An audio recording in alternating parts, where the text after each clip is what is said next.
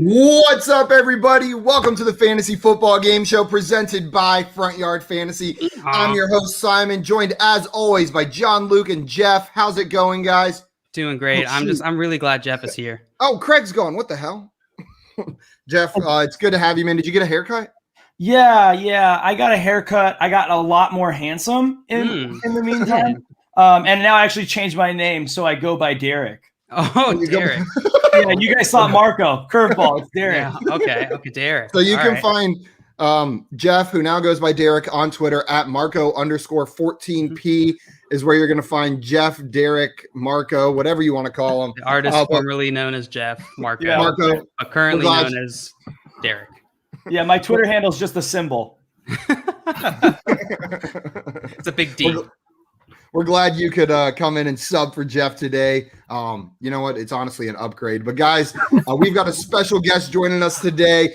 Good friend of the show. We've got Craig, a.k.a. at Roto Heat Craig on Twitter. He's the host of the IDP show and a content creator over at the Roto Heat Network. And dude, we're just thrilled to have you on. We've been, I feel like, talking about it forever, and we finally have you on the show. Welcome on, man.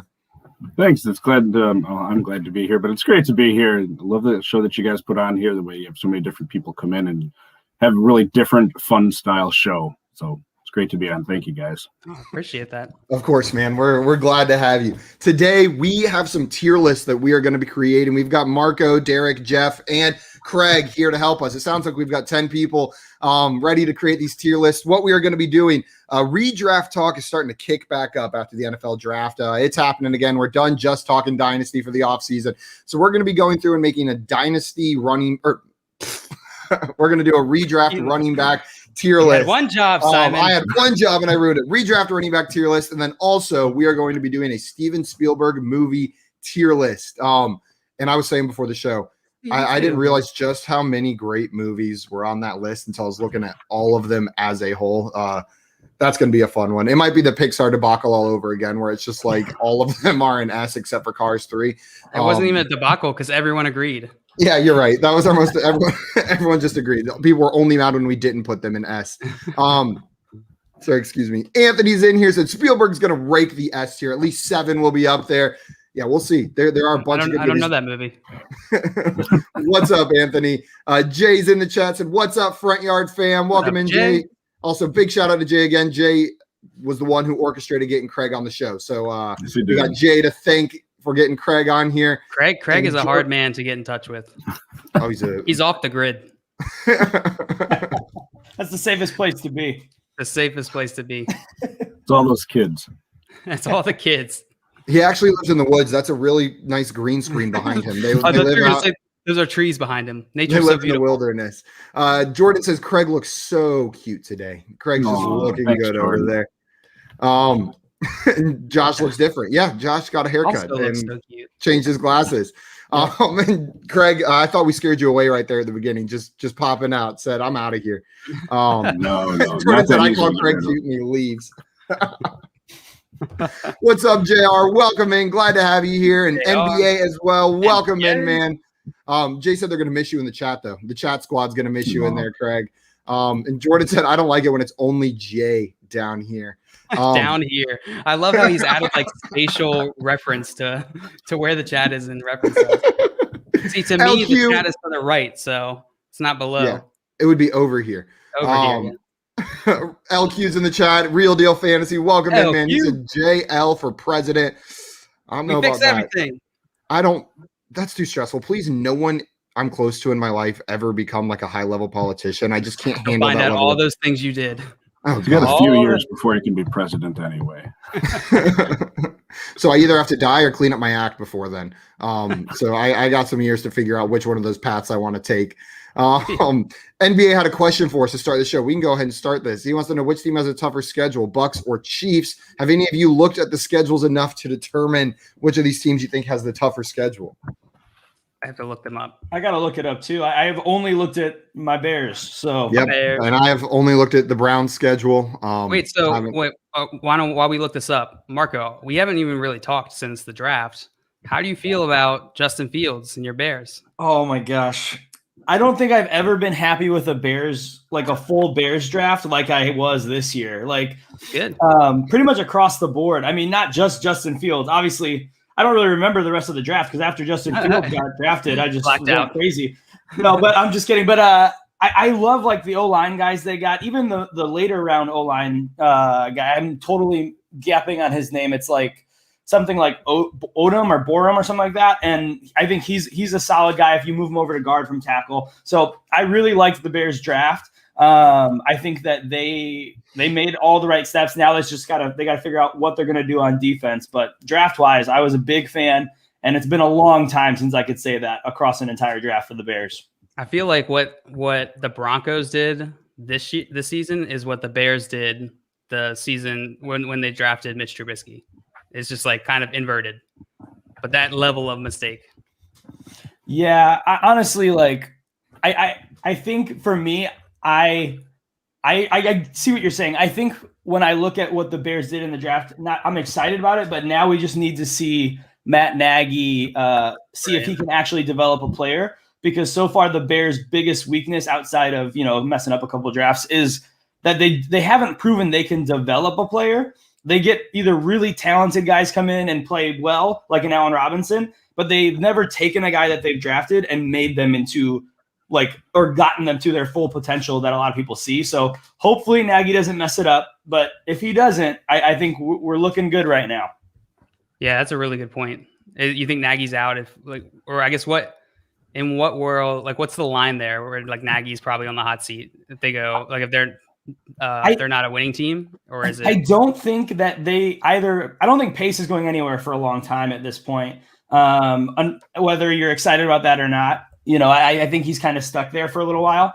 And I think Nagy and Pace both saved themselves a minimum of 2 to 3 years with getting Fields and adding to this O-line. It's just a big departure from what they've done in drafts prior, like I was saying earlier. So I think with getting a young QB, unless they are in the top 3 in the draft next year, I don't see any way either of them is gone after at least this year and probably for the next couple. Makes sense. Greg, I'm curious. You're a big IDP guy, and I play in one IDP league, but I know nothing about it. I'm just completely lost in the dark when it comes there. I'm curious, after the NFL draft, which players you're most excited for in this upcoming IDP rookie class? Like, are there any team players specific or team fits that excite you? I was really big on Zaven Collins even before the draft. I was a bit higher than a couple other guys I talked to and the consensus rankings, and I have him as my number 2 now as far as linebackers, just because I do love that spot. I think he's very different from Isaiah Simmons, but I think they complement each other well, and that they're both guys that you can put either in the middle where they're, I think, initially going to play. Now that it sounds like Jordan Hicks is on his way out one way or the other, they're going to have Collins start there and then Simmons as that other guy in the middle. But Zaven's someone that you can have on the edge and rush the passer. Simmons can do that. He can play a bit in the secondary. So I think they're really changing how they're using their linebackers. And plus, with Chandler Jones and J.J. Watt there, as far as veterans that can get to the quarterback, I like what they're doing there. I liked the Cowboys draft in terms of what they did as far as defensive guys. It wasn't the route I thought they were going. The Broncos kind of screwed that up when they decided to take a cornerback there, which you can debate whether they really needed to or not, but it is what it is at this point. And I think you're going to see the Cowboys linebacker core be revamped in the next couple of years with LVE leaving and then Jalen Smith not really living up to what they need. True.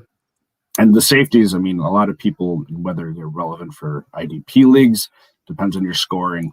But I really like the safety group. Again, last year had a really nice one. I think this one did too. So you're going to see a lot of, young blood in the secondaries and NFL and then, IDP leagues. So Holland, Cisco I was high on, Morig, who went to the Raiders. If they ever figure out their secondary, could be a lot of fun. So they have a lot to figure out. So you think this is like a high impact rookie class on the IDP landscape? Like this is going to have immediate impact on the IDP field? I think in the secondary, definitely the linebackers could, depending on guys like, JOK on your Browns, depending on how they deploy him, if he doesn't have an Isaiah Simmons type first year. But the defensive line and edge rushers are all just going to be a crapshoot. It was not a huge class going into it. Some of the landing spots are fun, but we're just going to have to see with those guys. Absolutely. Scott said, "Hey, it's Marco," and then Jay says, "Is Marco new to the fantasy industry? Never heard of him." Yep, he's a brand new baby. Yeah, I get it. I've been gone for a minute. Let me live my life, guys. All right, go ahead. Sorry, so I was going to say Z2 says everyone check his profile and the Fire Fantasy Discord for his giveaway, guys. Love if y'all enter. So Z2's got a giveaway going on. Yeah, he's giving away some guys. So if you guys want to go win some of Z2's guys, then check out his Discord or our Discord or on his profile on Twitter to make sure you guys can get in on that giveaway. To get back to NBA's question real quick before we move on, because I know we got to get going here. But on first glance, I haven't dug into this. I was just looking at glancing at the schedules. It looks to me like the Bucks have a little bit easier schedule than the Chiefs. Because the Chiefs have to play the Browns week 1. They're gonna have a hard time recovering from that matchup. That pretty much makes it the toughest schedule in the biz, right? Z just said Cam Akers jersey, so basically my guy. He's giving away a Cam Akers jersey. Cam Akers, top 5 running back next year. Where is that guy? Yeah, we haven't seen him in a while. Guys, we have 2 tier lists to get through, so I know we've got some more comments in here. We'll get through to them, but we got to go ahead and start with our first tier list, which is redraft running back. So I'm going to go ahead and pull that up for us. I've got 20 guys in here. We may not get to all of them today, and we're obviously going to have to do some part 2s on this because there's more than 20 fantasy relevant running backs. But these are the first 20 according to Fantasy Pros. Expert consensus rankings for redraft going into next year. And so we'll start with these today. Josh says Josh looks real sexy today. He does. He's got a glow to him. Something different up there. Matt's in here says, what up, Craig? Hey, and NBA has one more question for you. Says, how do you project Phillips in IDP this year? I think he's going to see immediate playing time because they don't have a whole lot in terms of pass rush down there in Miami. And that was a big missing piece that I felt that they needed. You know, that coaching staff that coached him at Miami this past year just had glowing stuff to say about him. And I think sort of being close to the team that he went to had something in where they were able to probably see him more and talk to people more that were around him. The only concern that he's ever really had is the health stuff. You know, he was I don't know if he was at the very top, but he was a top 5 guy recruit out of high school for his class. You know, he started off fine, but injuries, just some freak things. Took him out of college for a while, and if his heart is in it and he stays healthy, I mean, the sky's the limit for that guy. So it's him or pay for me for probably your top sort of edge guy for IDPs this year. Between those 2 guys? Yeah, for the rookies. Awesome. We got JR Football Nerd in here. Says, what's good, John? FYF crew? How's it going, John? Welcome in, us man. yesterday, and he has to come back to rub it in. He killed it. Jason, really please leave did. jail at the bottom so his face gets covered by the comment. No. Sorry, it's my ugly mug that gets covered. That's the rules. Guys, before we get started, I want to remind everyone, if you have not subscribed to our YouTube channel, check us out at Front Yard Fantasy on YouTube. You can also find us on Twitch with the same name. And if you hit that bell button, you'll make sure you never miss another one of our streams again, live every day at 3 p.m. Eastern time. But without further ado, let's go ahead and dive into these tiers. I hadn't said it in a while, JL. I had to say dive right in. How I always like to start these is the obvious top tier guys. And I think there's one we can probably all agree on. Is everyone in agreement that Christian McCaffrey is in tier 1 for redraft running back rankings next year? Does anybody disagree? No. I think you're good. Okay. Yeah. And we can go ahead and do that. I figured that one was easy. Now, usually I feel like we wait a couple guys before it gets interesting. I've heard the argument that Christian McCaffrey is a tier of his own. And I don't know if you guys agree or if there's other guys you put up in that tier with him. So I'd be curious what you guys think. Craig, is Christian McCaffrey his own tier? Because he seems to be the consensus 101 in redraft, or are there other guys in the same tier as him? I think there's another guy or 2 probably in the same tier with him. I mean, coming off of what he did 2 years ago, and then the injury situation, I think they kind of figured out that they can't just completely beat him into the ground, and I don't think that's going to be the goal this year. So, based on usage, and then I mean, I think Hubbard will be a really nice backup, and I expect him to win that job there and take a little bit of weight off his shoulders. So I don't think he's in the tier alone. I completely agree with you there. I don't think it's safe to assume we're going to see exactly what we saw usage-wise from McCaffrey last time we saw him for a full season. Even though we were seeing it a bit at the beginning of last year, right? Before he got injured. It was still at super high usage. But I think that's a strong assumption to make. There are 2 more guys I would put up here. Craig, give us a name that you would also put in this top tier with him. Barkley is one I'd definitely put up there. Yep, he's my number 2. Marco, are you in agreement? Top tier for Barkley? I won't dive into it too much because I don't think I care really with these two guys. Barkley's actually my 1 for 2021. Wow. Why?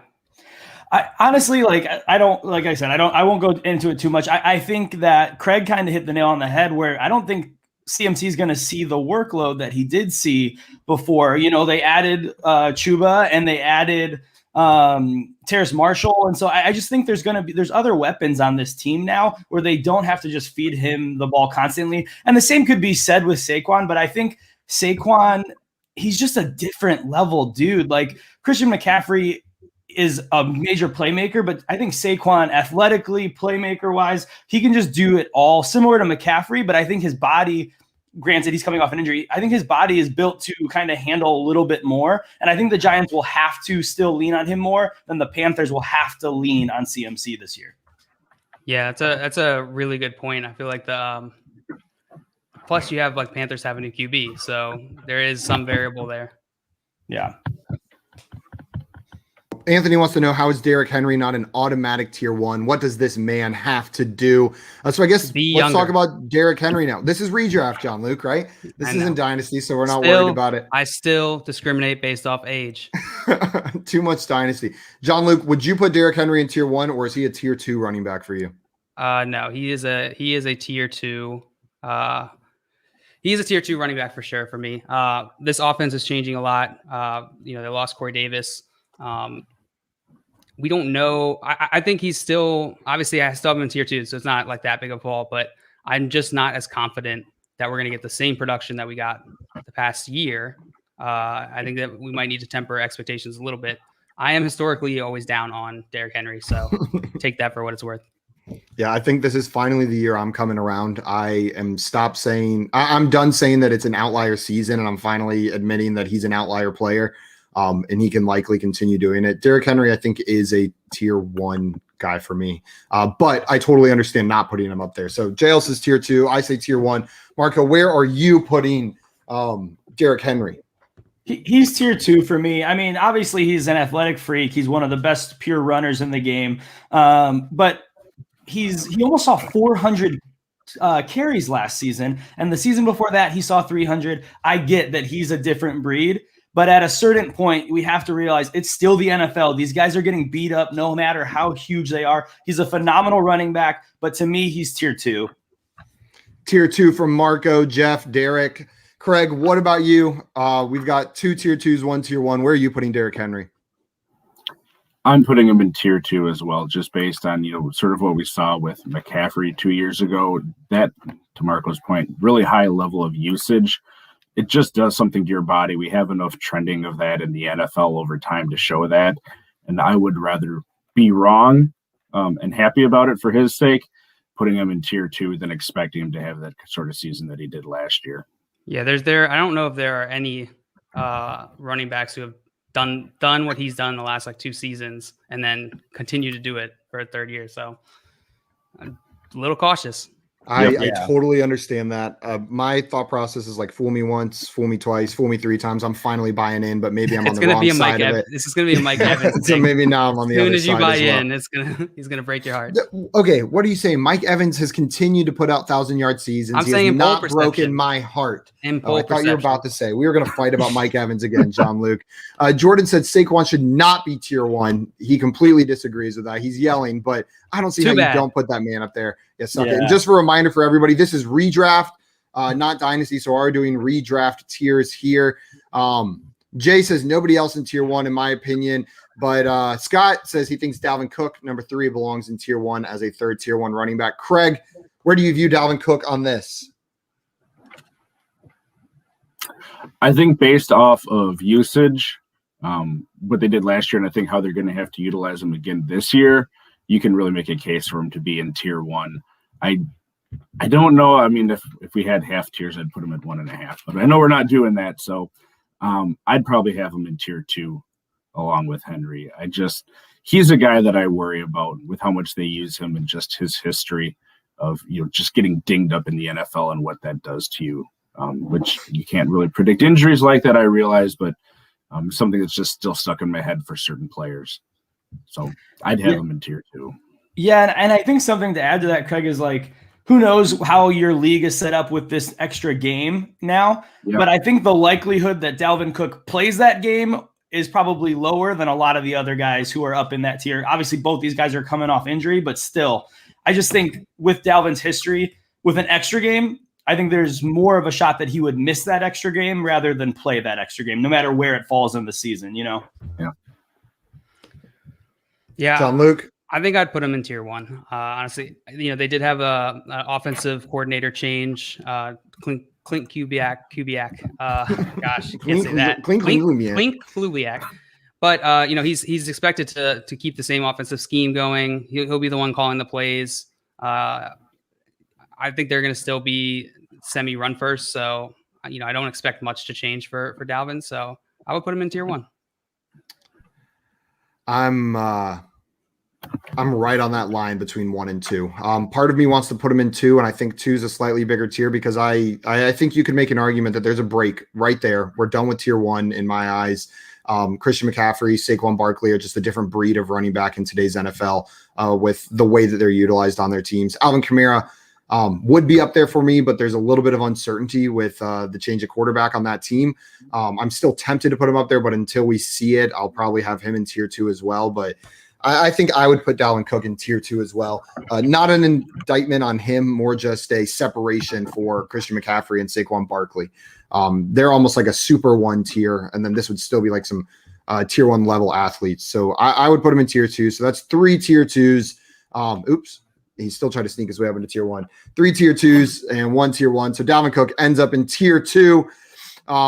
Jordan is coming in still fighting about CMC should be alone in his tier. He said CMC has gone 80% of his games in PPR have been over 20 points the last 3 years. Saquon has 54% of his games over 20 since coming into the league in PPR.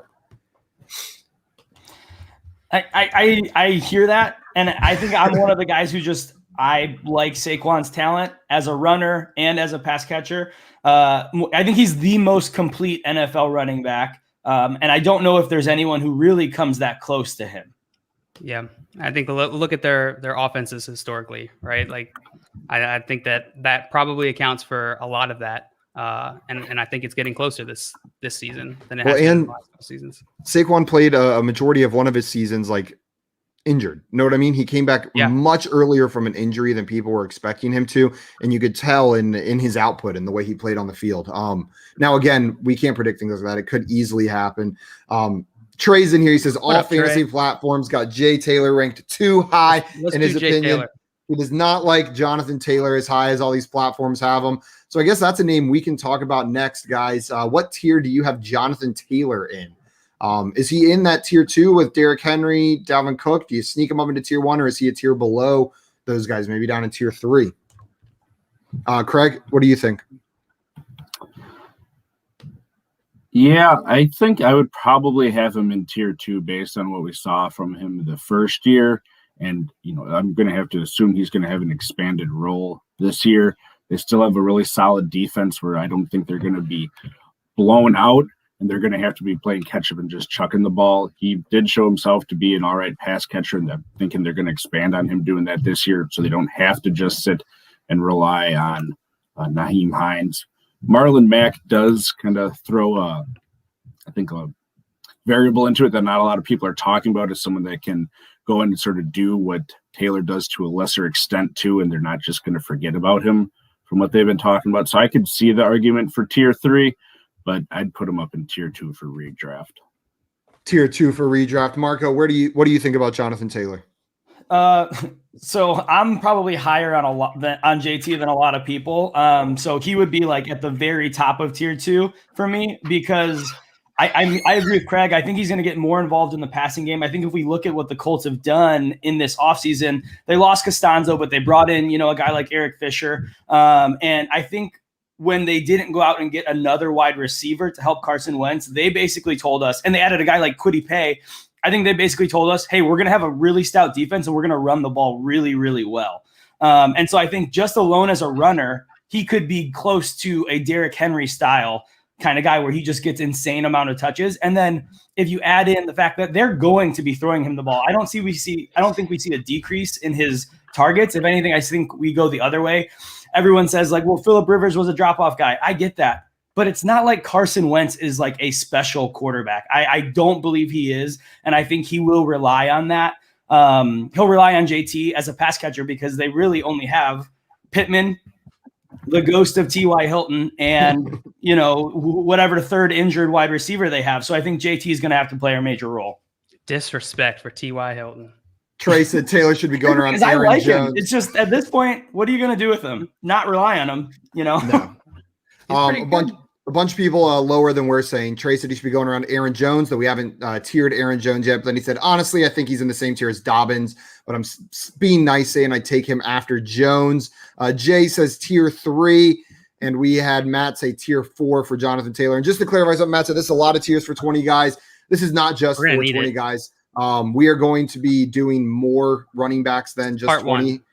This is part 1 of likely 3 or 4 parts. And we're not going to get through all these guys. No, we won't get through all 20 of these guys today. We'll probably get through 10 of them. We'll see what it shakes out to be time-wise. A lot of people saying Matt agrees. Man, a lot of JT hate in the chat. We got some Jonathan Taylor haters in the chat down here today. I've got Jonathan Taylor probably straddling tier 2 and 3. I loved what I saw at the end of last year. It just hasn't been enough for me to commit, and I am nervous about that offense next year with Carson Wentz. I'm not bought in that it's even going to that it is an upgrade, that they're going to get better. I'm not convinced of that yet, which could take away some opportunity from him. So I still unbelievably believe in the talent. I'd probably put him at the back end of tier 2 instead of dropping him down to tier 3. Craig, you said tier 2 as well, correct? Yeah, I had him sort of on that line too. So if we put him in tier 3, I'm not going to complain about it. JL, what about you? Where are you putting Jonathan Taylor? I know I agree with a lot of the points you guys brought up. Something I agree with what Marco said about. I absolutely believe he's going to have a crazy workload this season, which is it's good, right? Opportunity is and touches is going to turn into fantasy relevance. But the thing that does scare me is it's possible defenses shut down the entire passing game in this offense. In which case, it's going to be a lot harder for Jonathan Taylor to do much with that opportunity. So I'm not saying that I'm dropping him down a ton, but I do have him. I don't view him and Dalvin Cook in the same tier, or Derrick Henry. So we've got him in 3. So 3, then we've got 2, 3 straddlers, and then a high 2. So I think that probably averages out to 2 with where we're going to end up putting Jonathan Taylor. We'll put him at the back end down there, though. I did want to talk about one comment from Trey. He said, I would never rank a RB that has another fantasy relevant running back behind him with standalone value over a pure workhorse RB with no relevant RB behind him.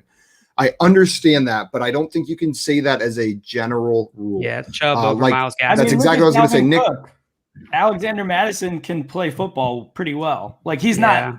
If someone said Alexander Madison or Nyheim Hines, I wouldn't think twice about that. I like Alexander Madison as a football player much more than I like Nyheim Hines. Yeah. Would you rather have Chubb or David Johnson, or Kareem Hunt or David Johnson? Yeah. Give me Kareem Hunt, and then give me Nick Chubb. I get the point. I think Simon, you said it right. It's generally, I don't think you could apply it, but I get the sentiment. Yeah, I totally understand what you're saying there, but some of these situations are a little bit more granular, and you have to look at them. Not saying that's necessarily the case for JT. That's why he's not tier 1, probably. If there was no competition there and we knew it was going to be solely his backfield, we would probably all be a little bit higher on him. But I think this is a reasonable place to rank him. Matt said Nyheim Hines was a top 15 back, guys. Madison was nothing. If you look at it, doesn't tell the whole story of Nyheim Hines' season. Yeah, you need to look at the game season box score. Then yeah, sure, that makes sense. But you got to look at how they use them, and the progression of how they use him over the season. Yeah, Trey saying right, but nobody's putting Madison on their starting lineup. He's a pure handcuff. Hines and Hunt are handcuffs with standalone value. It's a difference. Well, that's what I'm saying. Like Hunt is even more of a threat to Nick Chubb, I would say, than Nyheim Hines is a threat to Jonathan Taylor. Like Hunt is a better athlete than Nyheim Hines, yet we still value Nick Chubb as an RB1 in redraft fantasy football. They've got another fantasy relevant running back behind him that you would start over Nyheim Hines in most cases, I would assume. Maybe you guys disagree. Would you all start Hunt over Hines? Yeah, without even thinking of that. So we would start Hunt over Hines. And Chubb is still, at least for me, an RB1 in redraft, like a top 10 running back. Like I would always pick Chubb over Myles Gaskin, right? I think that's like a good example of Chris Carson. Yeah. Yeah. Or what about Chubb or Aaron Jones? Chubb or Aaron Jones? To me, I still like Nick Chubb. I think I would still go Nick Chubb. But that's close. That's closer. For sure. Trey saying people are better off grabbing Hunt later than to draft Chubb. Yeah, that's not necessarily bad, but that's not really what this exercise is, right? We're trying to tier them based on where we think they're going to finish. This isn't about value. This is just about ranking them for fantasy.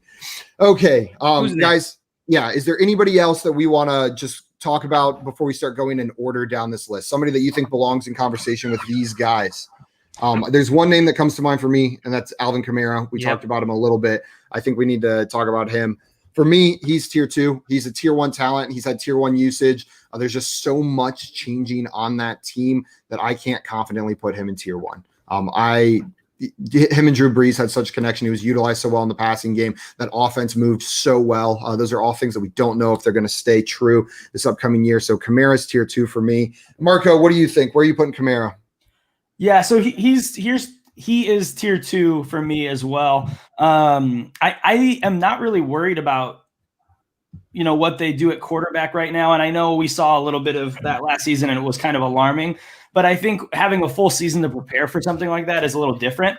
And you said earlier he's got tier 1 usage, and I think the actual distinction there is he doesn't have tier 1 usage, he has tier 1 efficiency, and his usage is actually much lower, which I think is going to help him a lot in a season where they're like, hey, we might have to actually give him that tier 1 usage now, because I think he's got fresher legs than a guy who's his age hit this far into his career, where if they're like, hey, we're going with Jameis or we're going with Taysom, they can rely a little bit more on Kamara. And so he's tier 2 for me. And honestly, I wouldn't even hate it if someone said he could flirt with that tier 1 line.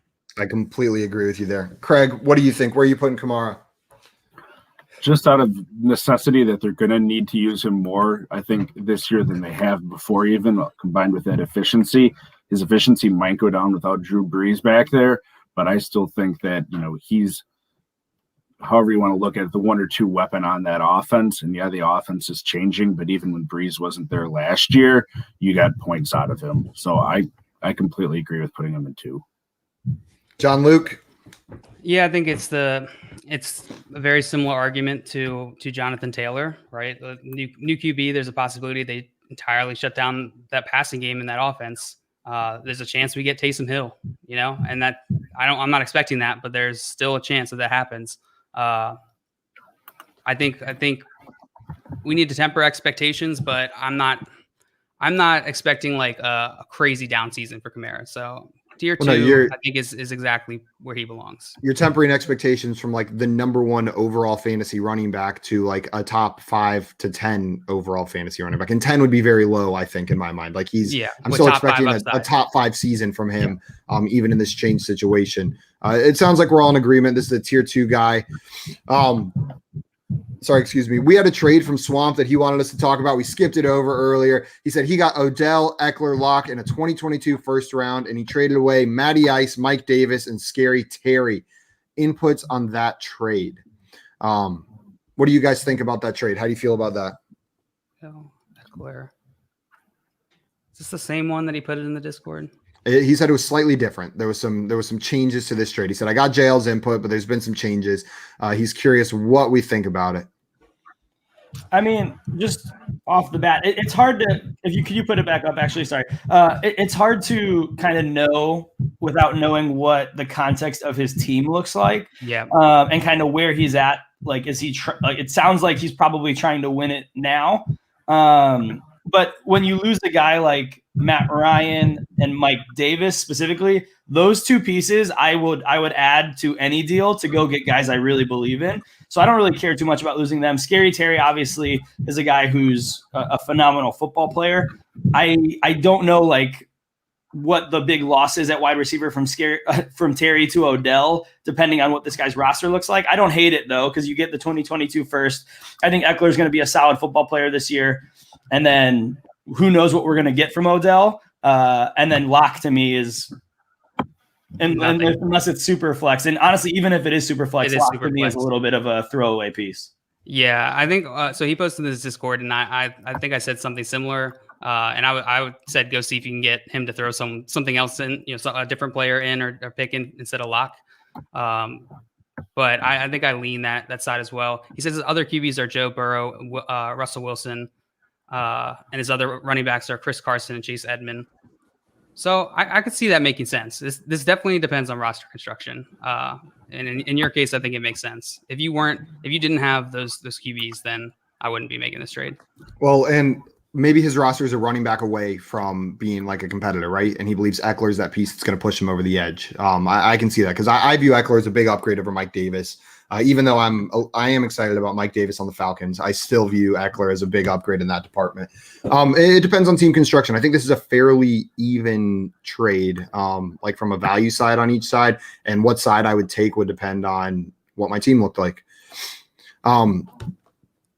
Sorry, excuse me.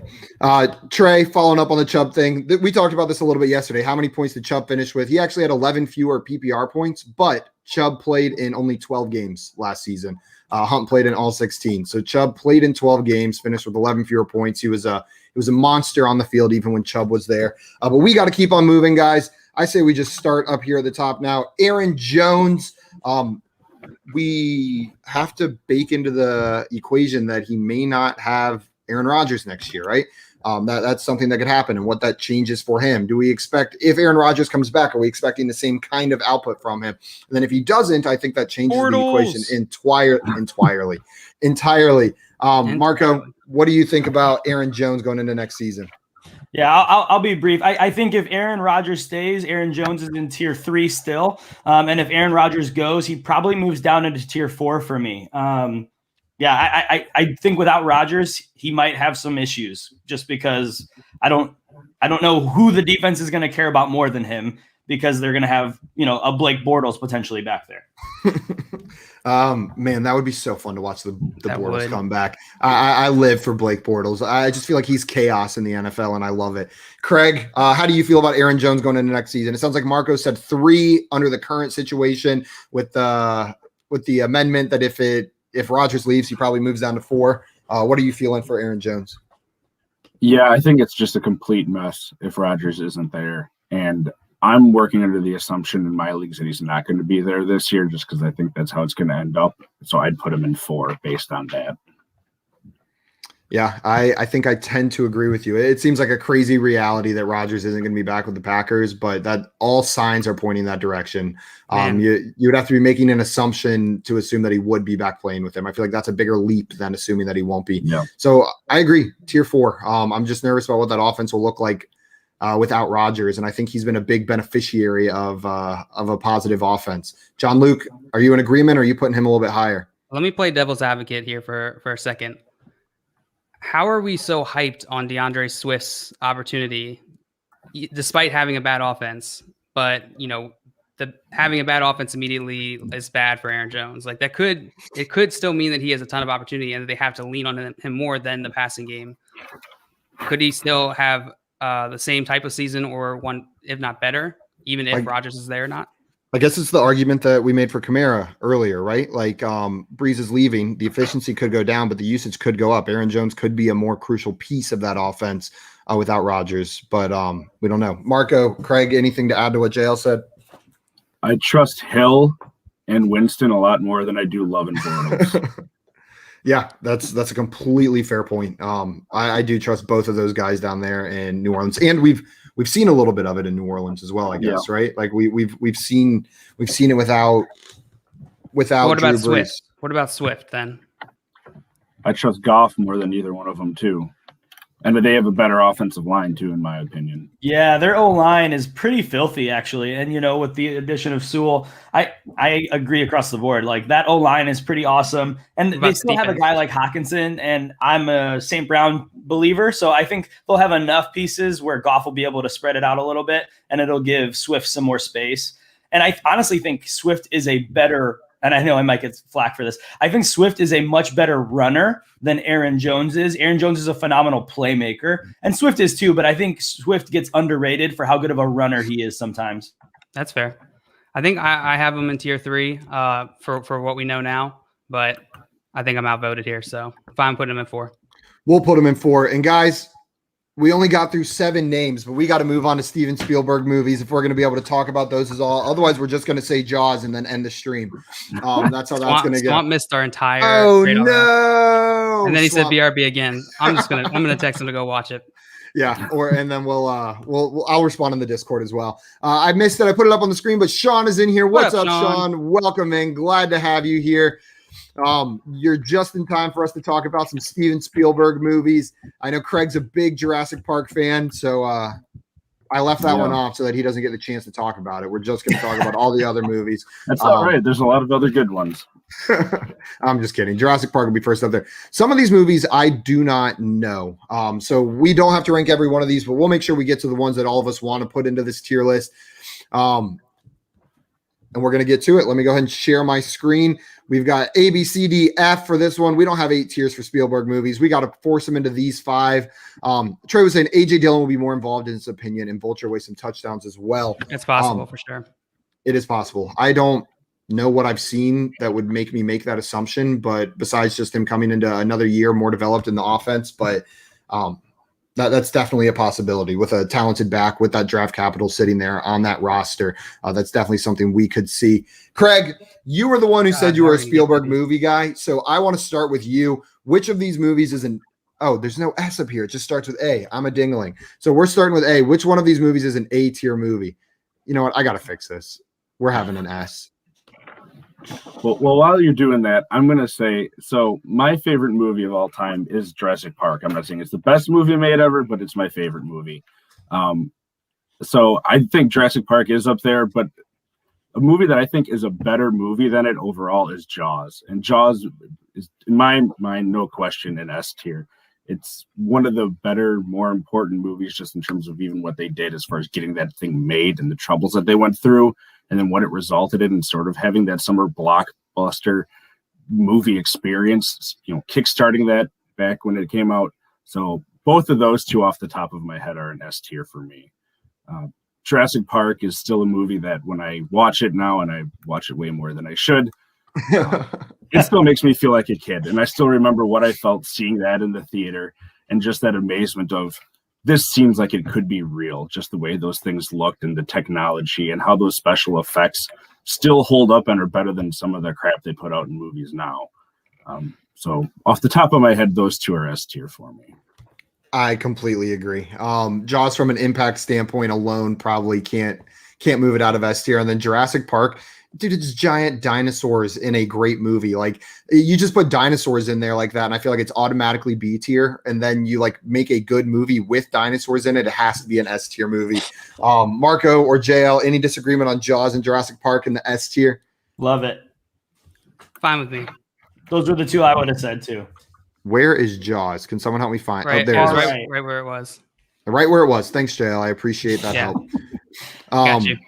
Scott said, blew me away in the theater. And then Anthony said, damn, in the theater? How old are you, Craig? I thought the same thing. Anthony. Fired.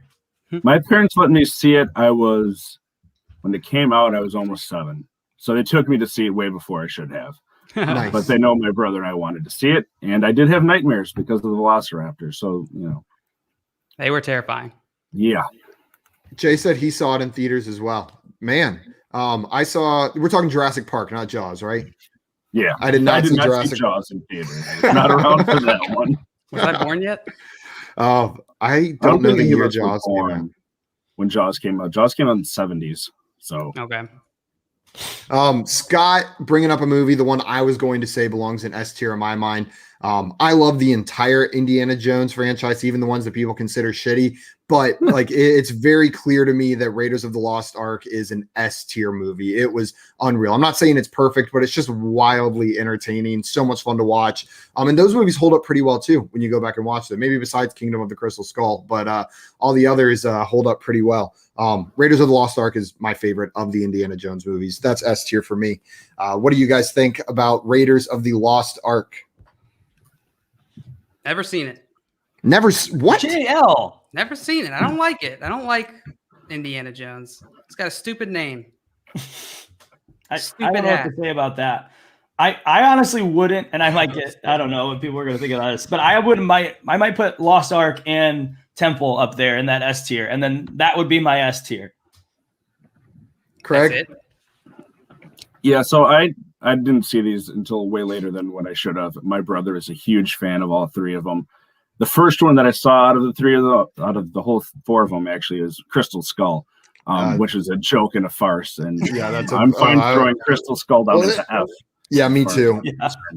I'll watch it and enjoy it, but it is an awful movie. Like, truly I like that terrible. Jail, you haven't seen any of them, you dingling. That's my favorite one. Jail's But I turning understand 13 where you're this coming year. from with the first and the third Indiana Jones. I don't even remember the names, but you said Raiders is the first one, and then Temple of Doom is the second, right? As far as the order that they came out. Yeah.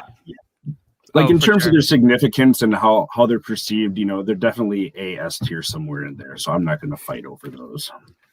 I'm gonna, unless there's disagreement, I'm gonna throw Raiders at least up in S tier, and then we can talk about the others. Jail, you don't get a vote because you've never seen it. That's And not Tim fair. Tim said Jail not liking Indiana Jones is on brand. It is. Get your Cheez-Its and your Indiana Accurate. Jones out of It's his a bad face. brand, And get Jail. off You his, better fix that. Accurate. Scott said everyone get off Jail's lawn. He's Yeah. and Jason Jail hates most things that are universally loved. true. And Jay said yes, Jurassic Park. I'm not that old, Simon. I was Jeez. -1 when Jurassic Park came out, which means Simon was -1 when Jurassic Park came out. That doesn't mean I haven't seen it. But you were in theaters. I did not see it in theaters. I saw it in the swimming pool in my neighborhood for the first time. They did like a Jurassic Park viewing over the summer with a big inflatable screen. That's awesome. No, the neighborhood would put together events, and that was the first time I ever saw Jurassic Park. Badass. But my Jurassic Park memory that stands out is my dad lost his hat on the Jurassic Park ride right as they were taking the photo. And so like if you go down this hill, there's a big T-Rex. It looks like you're going to go into his mouth. And you see my dad, the hat looks like it's going into the T-Rex's mouth. And he's like standing up, trying to grab it. Like, it's the coolest picture ever. I'll have to see if I can That's find awesome. it. So the other Indiana Jones movies, I would put, are we all good putting Crystal Skull in F? Everyone on board with that? Kingdom of the Crystal Skulls, you can go in the F tier. Sorry, I'm having to zoom in on some of these. I object. Oh, well, 3 Fs to 1 objection. It's still an F. And then if it were up to me, I would put the other two in A. But Craig and Marco, what is your vote on the other two movies? Can we talk about good movies now? I'm not going to fight you on putting them in A. Yeah, A is fine. Okay, we'll put the other two in A. John Luke, how about you? No, You I didn't finally have get to anything play. to say about Indiana Jones. Which one of these movies would you like to talk about? Wait, let me guess. You want to talk about E.T. War of the Worlds. It's War obviously of the number one. Worlds. God, there's a bunch in here I'd put in the S tier. I feel think- like Dale's a real BFG kind of guy. I love The BFG. book Roald Dahl was my shit in like the 4th grade. That was all I read. But that's on brand for Jail to like the movie and not the book. Yeah. I would put Saving Private Ryan in S. I have a confession. I've never seen Saving Private Ryan. What? Wow. Jeez, guys. What is wrong with I you? know I should have seen it, but I have never watched it. So I'll let you guys talk. Jail says It's S sad. tier. Marco, what do you say for Saving Private Ryan? I would put it. I could put Private Ryan in the A tier. I could be okay with that. It was a good movie, but that S tier is so elite. You can't really mess with it too much. The more you add to it, the more you dilute all of the other movies that are in there. If I have to go watch a movie right now, I have to pick one of these. I'm picking Saving Private Ryan over all 3 of those in S tier. Well, you haven't That seen sounds- half of them. That sounds like a lot right now. 1/3. Do math. To watch Saving Private Ryan this afternoon. It's like 3 hours and it's depressing. So yeah. Jason Simon has watched Tangled hundreds of times, but has never seen Save It Private Ryan. That's on brand. I have seen This is who we're Saving. on with, Jay. Are there any princesses in there? I've seen Saving Ryan's Privates a couple times, but I've never seen Saving Okay. Private Ryan. Different Oh, kind of right. movie. I don't think Spielberg did that one. Oh, are you sure? It might be, but Everyone in the chat saying that it Steven belongs in the S Spielberg. tier. Josh said Saving Private Ryan might be the best movie Thank on you. here. Jay said SPR belongs in S tier for sure. Anthony Picked a hell of also a day said not to show up for S-tier. work, Josh. Craig, what do you think about Saving Private Ryan, or SPR as the cool kids are calling it in the chat? I can understand the argument for it being an S tier. For me, it just doesn't, and clearly this is different than JL, have that rewatchability because of just That's how fair. sad and depressing it is. If you look at what the importance of it and how well it was, and the accolades that it got. For that, I think it does belong in Well, S tier. let me just remind the panel here that this isn't most favorite movies. We're not rating rewatchable movies. Right. Good. Let me also remind the panel How do we that mute JL? let me also remind the panel I'll that mute it's myself. whatever the hell you want. Whatever criteria you want, there are no rules. So if you want to use rewatchability for one and then completely ignore it for another, you're 100% allowed to do that. You can hypocrite yourself throughout the entire list. Yeah. Contradict would probably be the word I was looking for. So Craig, what's your final place? Because we've got one S and one A. I'm not voting. Oh, he's going with the people saying Saving Private Ryan belongs in S tier. So we've got Saving Private Ryan up there. Where is it? It's It's that third bottom row, third from the left. Yeah. Second from the left, third from the left. The guy walking on Other side. From the left. Your other left. My other left. We've got it in the S tier. This is the end of the S tier for me. Are there any other movies? It was already the end for me because I've never seen Saving Private Ryan. Is there any other movies you guys think belong up there in S tier? Schindler's List absolutely belongs up there. I think it's A, just from like a rewatchability perspective. That movie is. IMDb is like that has to be in the top list. I'm pretty sure. I mean, but It's we're A not for me, IMDb. What'd you say, Marco? It's A for me too. For the same reason Craig put Private Ryan initially in A. I don't want to watch that movie like 10 times over. I don't want to watch Jaws anymore. Corny ass shark. That's hilarious. Come on, like, and Jaws still stands up a little bit. We're gonna need bigger. Yeah, we're already one out of time. Schindler's List, I would put an A. Marco, you said A as well. JL said S. Craig, where are you putting Schindler's List? It's too depressing for me. You watch that once and I'm done with it. It's a great movie, but it's A. So, yeah, there's a lot of movies like that. Like I remember the first time I watched American History X, I was like, that was an incredible movie. That is a heavy That movie. is so good. But I was like, I never want to watch it again. Like it was just like it was heavy hitting. Eating people. Not Shark Eating depressing at People, all. I will watch over and over and over again. I said it earlier, but movies with dinosaurs like get an automatic B for me, and then any additional plot moves them up just a tier. Like, so for me, like Jurassic World, the recent one would probably be B tier. That's where I think I would put it. I understand wanting to put it higher. Craig, that is your banner photo on Twitter. Where would you put Jurassic World? Yeah, I just like really got more into Twitter when it was going on and my excitement for it. So I put it up as my banner photo and had to change it. Jurassic World is fine. And to me, it's my second favorite of those movies. So I'd probably put it in B tier. It's not amazing, but it's finally that realized version of the park becoming real. And I don't even know if you have. It's not even on here, is it? You're probably thinking that the Lost World Jurassic Park, which is the second one in the series, which isn't as good. I mean, really, it's probably a C movie. It's dinosaurs, but it's not close to. I should have put Jurassic World on here. I thought I did. I just completely forgot it. Yep. He didn't direct it. He was just an executive producer or something. Gotcha. That's probably why it's not on here. But Lost World, we can shift that. You said Lost World is a C tier movie for you? Yeah.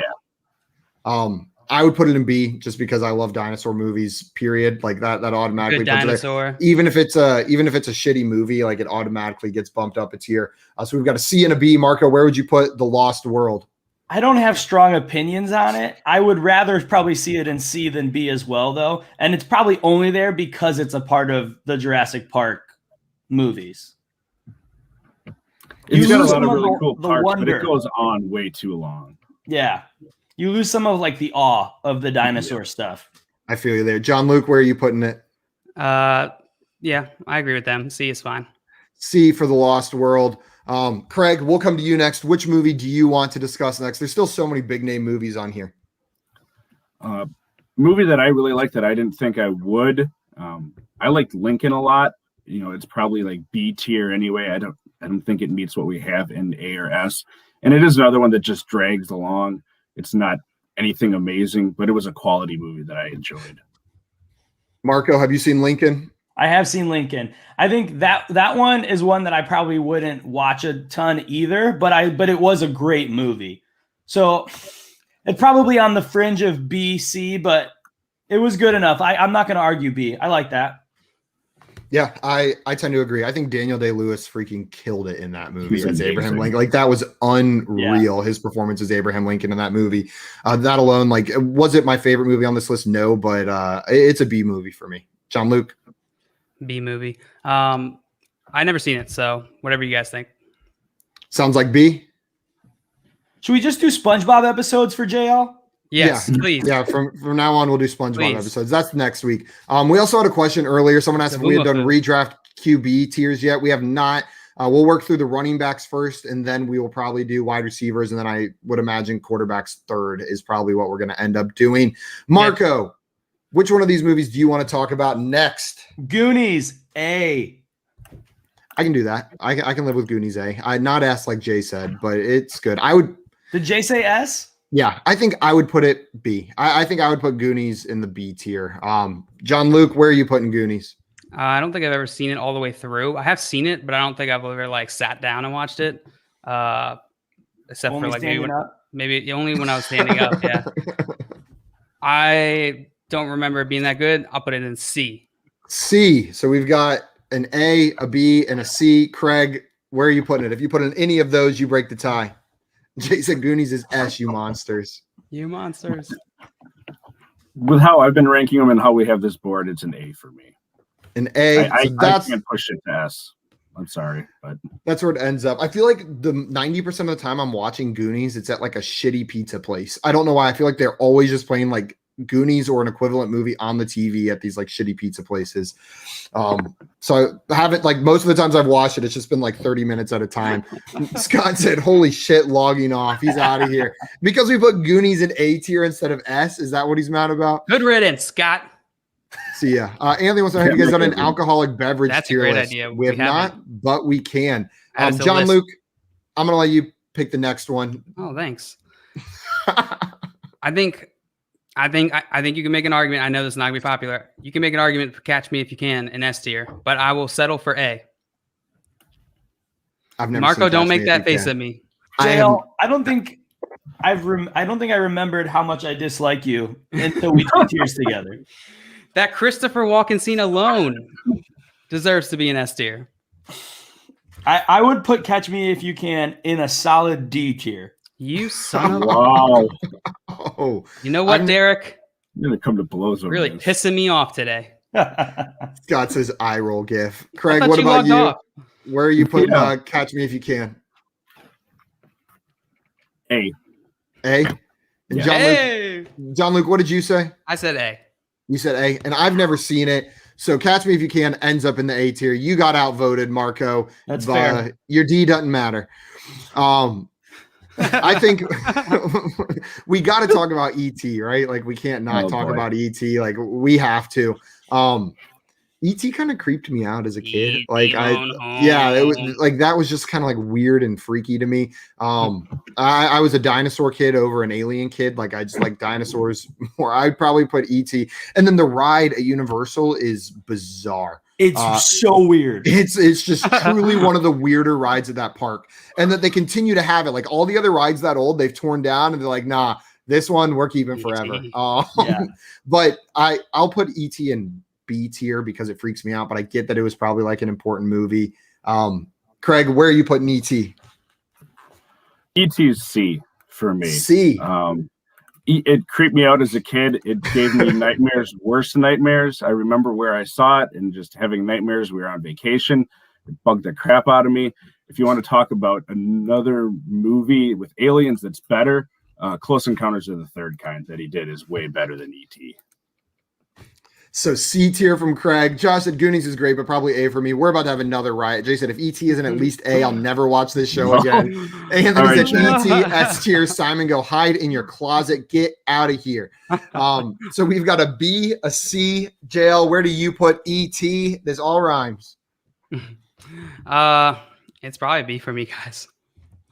B I don't like this Luke. idea of an alien trying to touch tips all the time. It's just not good. Marco, what about you? Where are you putting our alien friend? Honestly, I think I'd probably put it as C for the same reason as Craig. My parents made me watch two movies that they thought I loved as a kid, but I was horrified of. E.T. and Nightmare Before Christmas. I cannot like either movie. No, you love this movie. Marco's like, I don't know. That was People 101 forced me to watch it Dalmatians as a for me, child, Marco. and I'm scarred, and I'll never forgive them. Oh, I love That's that. how I feel. So I understand hilarious. completely. So we've got 2 C's and 2 B's. So I think it comes down. No, you know what? The tiebreaker goes to the guest is what we're doing. You guys both said C. So we're going to put ET in the C tier. And everyone I think is going to be pissed about that. If it was the ride, if the ride counted, that would be up a tier or 2 for me, just from the sheer weirdness of that ride. Anthony's upset. He said, this is crazy. And Jay said, you have the worst taste, all of you. NBA wanted us to talk about Minority Report. Is that on here? Yeah. I have not seen Minority Report, so I'll need to defer to you guys. John Luke, have you seen that movie? I have. It's a good movie. I like the premise. I didn't love the execution fully. I'm just not a huge Tom Cruise guy, I guess. He's not a huge Tom Cruise guy. He's a little Tom Cruise guy. He is a little too Tom Cruise guy. There's a lot of turtlenecks in that movie. That freaks me out a little bit. I'd probably put it in B. Marco, what about you? Have you seen Minority Report? I have. And so I'm gonna put Minority Report in C because it's one of those movies that is always like available on a streaming service. And I always am like, never watch it. No.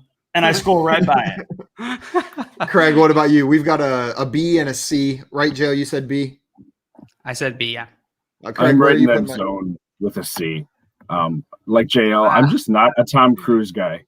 And to the point, the movie wasn't done amazing, but there's nothing really wrong with it either. So I can't buy into him. I can't buy into him as a character because I can't get over the fact that you're just Tom Cruise pretending to be this guy. You know what I mean? He's Tom Cruise in every movie. And he's in every movie, he's Tom Cruise. And that gets to me. Yeah, there's certain actors like that. I feel like Kevin Hart always plays Kevin Hart. Tom Cruise always plays Tom Cruise. You said that's a lie? That's a lie. You're wrong. You're wrong. I'm wrong on that? Yeah. Kevin Hart's amazing. I love Kevin Hart. That wasn't an indictment on Kevin Hart. But he plays himself. It's always him as the character in every movie he's in. I feel like it's just him. Scott, so that's all actors, Jay.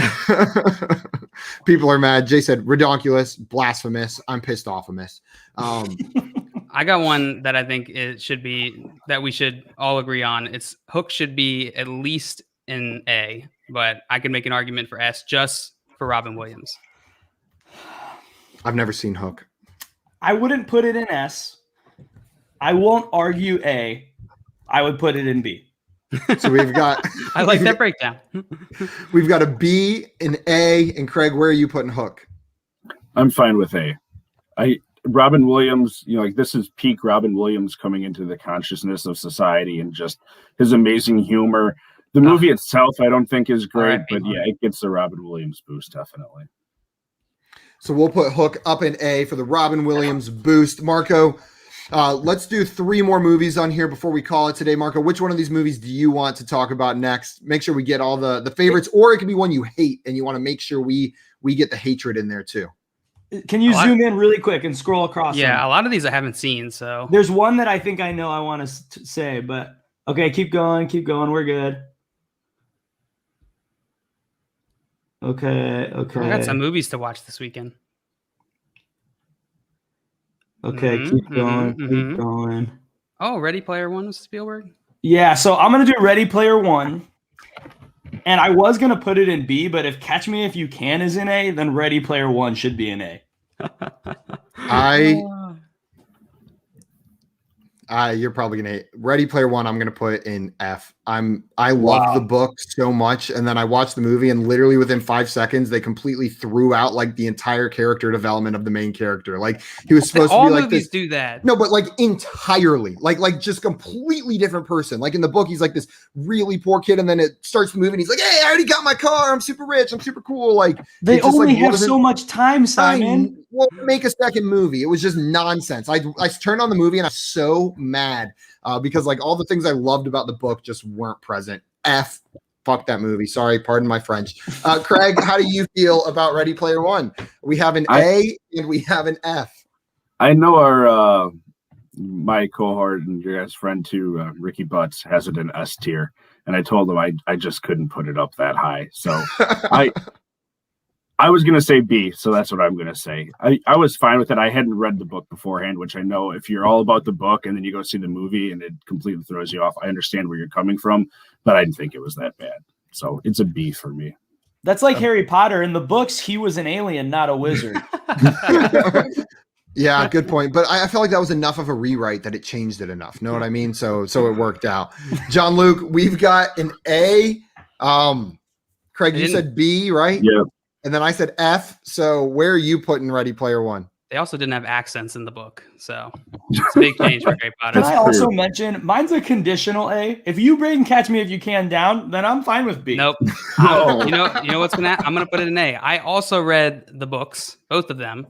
I think most movies don't live up to a book if you read a book because they're different. Some movies do. Because movies don't do it well. Some get close. Like Harry Potter. Harry Potter's probably one of the best. Yo, Fight Club is literally the novel as a movie. Like the script is they just read the book. Sure. Sure.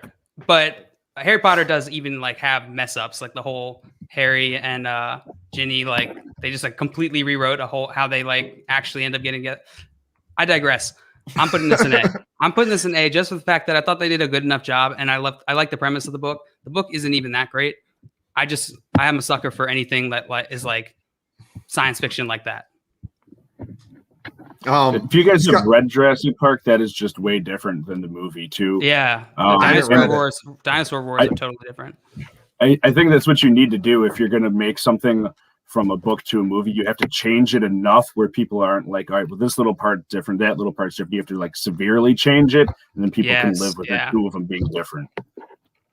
I've been trying to work my way through Dune before I see the movie, but that is a difficult book to read. That is a hard one to get through. I don't know if you guys have read it. Yeah, paperback.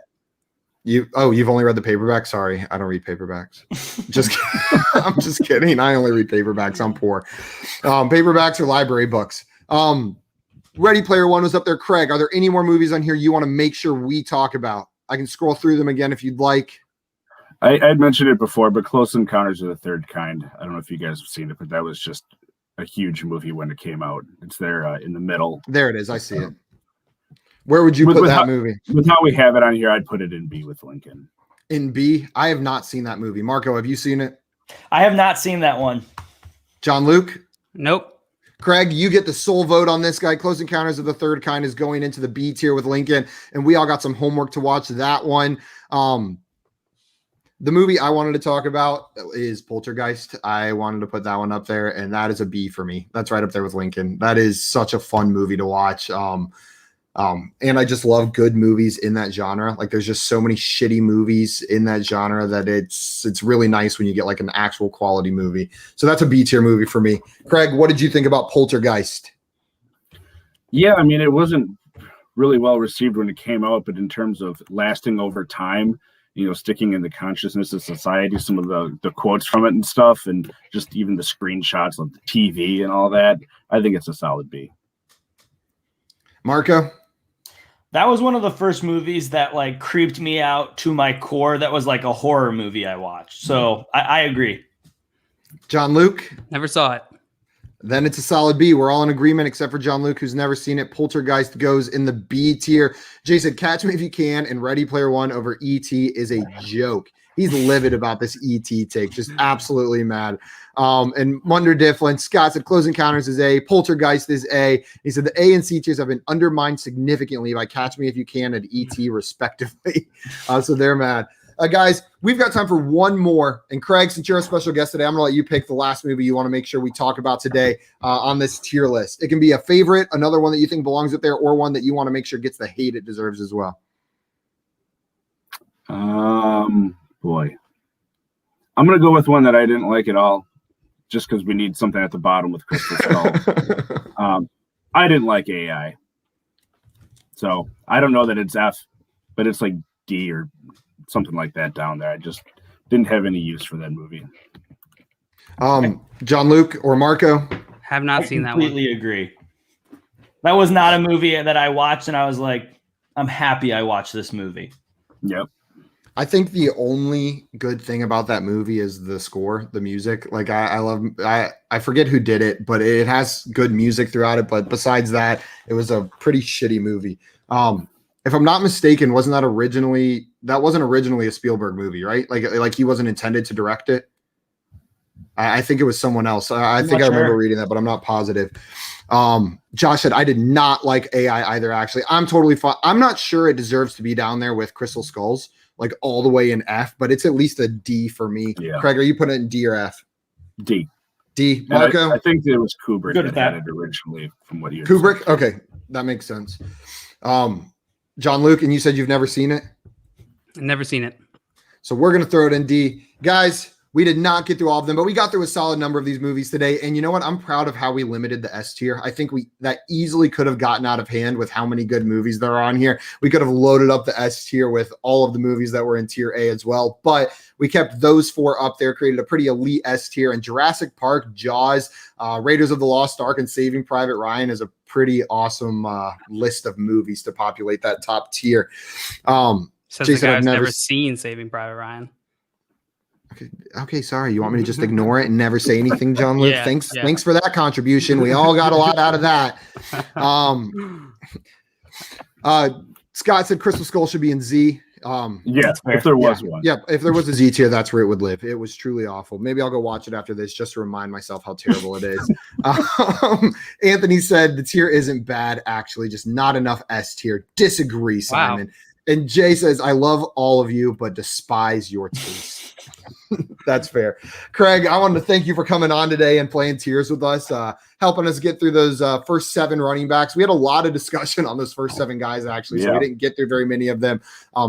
It's kind of fun right after you get after Christian McCaffrey. The opinions change quite quickly on who that even just the number 2 guy is. There's 5 or 6 guys, the ones that we talked about today, that I think I could find at least 5-10 people on fantasy Twitter that have them as their number 2 overall guy for next year. Yep. And then the Spielberg movies, obviously, it's fun to talk about a director like Spielberg. Guys, if you do not already follow Craig, make sure you follow him on Twitter at RotoHeatCraig and subscribe to the RotoHeat YouTube channel as well. Craig, what time on Monday nights do you go live with your IDP show? 8:30 Central. Brad Menendez and I, it's the 2 of us, just going over amazingly rookie rankings at this point for the different positions for the next few weeks. Nice. So if you guys are looking for IDP content, I'm not sure it gets much better than Craig and Brad on a Monday night. Yeah, so go check that out. And then also check out all the other content Roto Heat's putting out. I've been on their Tuesday night show with Brad and Sully. Sully's got a podcast as well. Every single one of the shows they do over there is amazing. Marco, where can people find you besides at Marco_14P on Twitter? Yeah, so the 14 Personnel podcast, it comes out once a week right now, but once we get into June, it's going to be twice a week, and then it'll be up to 3 or 4 times a week once we get into the regular season, just trying to navigate that a little bit. And then you can also find us at 14 Personnel on YouTube, and I think you guys are on our page. The FYF is on our page, but head over there. We're releasing. And likewise, the other way. If you need to find 14 Personnel, look at our channel and you'll There see you it at the go. bottom.